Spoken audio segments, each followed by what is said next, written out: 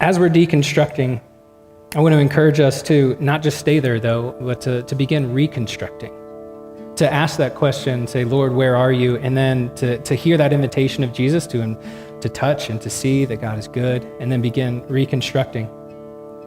Now, because that terminology is so problematic, I found it helpful for myself to start calling it remodeling my faith. Kind of demystify it a little bit, because if I'm honest, I'm not ever really done deconstructing. There's still lots of ideas that I learned of as a kid or in college or even as an adult that I need to tear down and see what's actually true in there.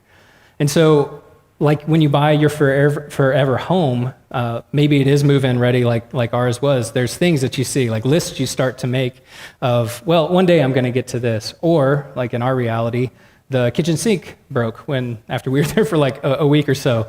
But I was excited because I knew we weren't going anywhere. I was like, oh, this is a new thing that I can put back to right, or I can improve upon. And I got a much nicer faucet because the first one I bought was garbage and it didn't actually work. But just like that, so following Jesus, faith in Jesus Christ is my forever home. But there are things that aren't working along the way. In light of new reality, in light of life lived, there are things that don't work anymore, or things that I begin to question. And not that God has changed, it's my understanding of God has changed. And so now what faith practices, what beliefs do I have that I need to question and either modify in the light of Christ or throw out altogether because there was no Christ in them to begin with? But I do want to beg you of something. As we're on this journey together, wrestling with our faith together, do not do this on your own. Haven't been pastoring long, but have been walking with friends who've been deconstructing and reconstructing, remodeling along the way. And the quickest way to lose any sense of reality or foundation is to try to deconstruct on your own.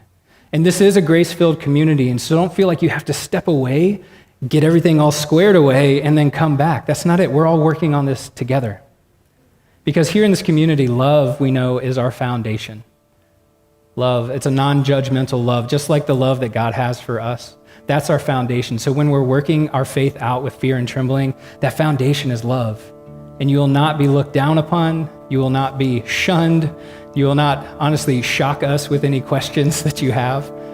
Love is our foundation. So let's work this out together. Work out our faith with fear and trembling together.